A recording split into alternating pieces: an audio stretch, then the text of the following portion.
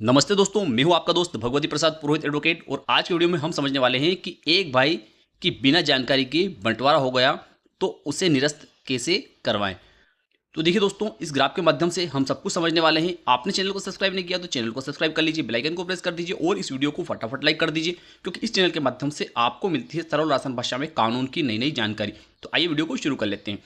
देखिए दोस्तों, यहाँ पर ये चार भाई है, ये एक, ये दो, ये तीन और ये चार, ये चारों भाई है और इनके नाम पर यह एक खेत है। ठीक है, मान लेते हैं कि ये खेत जो है ये 12 बीघा खेत है। कितना है? 12 बीघा खेत है। अब इस खेत में इन चारों भाइयों का समान हिस्सा है, अर्थात इन सभी की 3-3 बीघा जमीन इस खेत में आती है। लेकिन क्या होता है कि यह पहला भाई, ये दूसरा भाई और ये तीसरा भाई जो है ये इस चौथे भाई की जानकारी के बगैर इस खेत का बंटवारा करवा लेते हैं, अर्थात विभाजन करवा लेते हैं।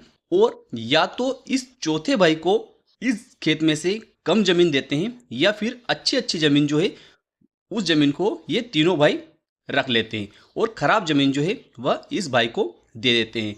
और इस बंटवारे की कोई जानकारी भी इस व्यक्ति को नहीं दी जाती है, अर्थात इस चौथे भाई को या इनमें से कोई भी एक भाई है उसको नहीं दी जाती है। तो ऐसी स्थिति में यह भाई जो है, चौथा भाई जो है, यह उस बंटवारे को निरस्त कैसे करवा सकता है, तो उस प्रक्रिया को आज के वीडियो में हम समझने वाले हैं। तो देखिए, इसके लिए इस चौथे भाई को क्या करना पड़ेगा उसको हम आगे समझ लेते हैं। तो देखिए दोस्तों, क्या होता है कि मान लेते हैं कि इन तीनों भाइयों ने मिलकर के इस जमीन का बंटवारा करवा लिया। कहां से? तहसीलदार महोदय से, मध्य प्रदेश भू राज्य संहिता की धारा 178 के तहत। अब क्या होता है कि जैसे ही उस बंटवारे के आदेश की जानकारी इस व्यक्ति को होती है, तो उस बंटवारे के आदेश की जानकारी से 45 दिन के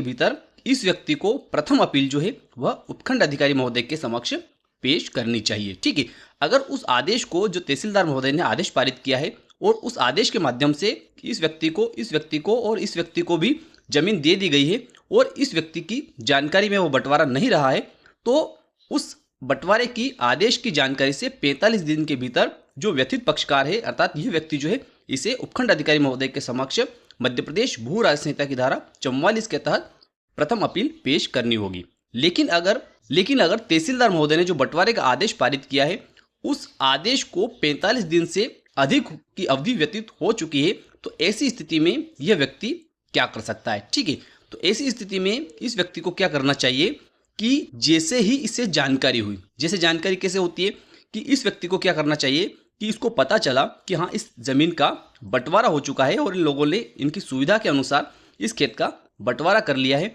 और उस बंटवारे से यह व्यक्ति जो है यह सहमत नहीं है, तो ऐसी स्थिति में इस व्यक्ति को क्या करना चाहिए कि खसरा और B1 की प्रमाणित प्रतिलिपि निकालनी चाहिए। सबसे पहले इसको खसरा और B1 की प्रमाणित प्रतिलिपि निकालनी चाहिए और उससे बताना चाहिए कि इसने खसरा और खतौनी की प्रमाणित प्रतिलिपि निकाली इस जमीन की।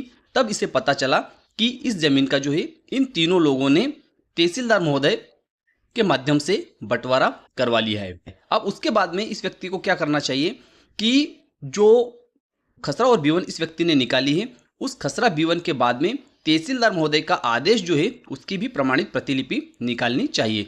अगर 45 दिन से अधिक का टाइम हुआ है तो उसके लिए खसरा और B1 और उसके बाद में आदेश की प्रमाणित प्रतिलिपि निकालनी जरूरी है। उसके बाद में धारा 5 अवधि विधान का एक आवेदन पत्र बनाना चाहिए और उसमें लिखना चाहिए कि तहसीलदार महोदय ने जो बंटवारा किया था उस बंटवारे की कोई सूचना या कोई जानकारी इस व्यक्ति को, अर्थात इस अपीलांट को नहीं दी गई है। और जैसे ही इसने खसरा और B1 की प्रमाणित प्रतिलिपि निकाली इस जमीन की, तब इसे पता चला कि इन तीनों लोगों ने, अर्थात रेस्पोंडेंट गण ने इस जमीन का बंटवारा करवा लिया है।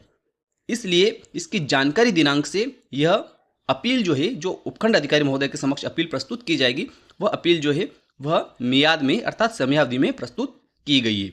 और पूर्व का जो समय व्यतीत हुआ है वह इस अपीलांट की जानकारी में नहीं रहा है, इसलिए वह क्षमा किए जाने योग्य है। इस प्रकार का धारा 5 अवधि विधान का आवेदन पत्र लगाना चाहिए और एक विस्तृत अपील लिखकर उपखंड अधिकारी महोदय के समक्ष मध्य प्रदेश भू राज्य संहिता की धारा 44 के तहत प्रस्तुत करनी चाहिए, जिसे कि प्रथम अपील कहा जाता है। और उस अपील में सभी आधार इस व्यक्ति को लिखना चाहिए कि किन आधारों पर यह बंटवारा जो है वह निरस्त किए जाने योग्य है। ठीक है, उसमें अगर इस व्यक्ति को जमीन जो है खराब जमीन दी है या कम जमीन दी है, असमान बंटवारा किया है, तो उस बात का भी उल्लेख अपील में करना चाहिए। ठीक है।